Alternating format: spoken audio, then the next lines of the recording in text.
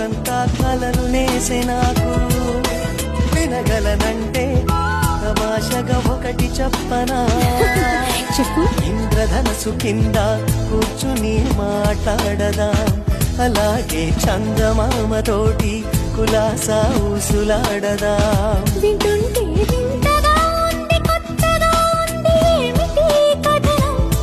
పొరపాటు కథ కాదు గత జన్మలోన జాజిపోన సువాసనేమో.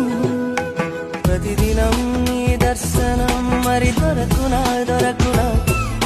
క్షణ క్షణం నీ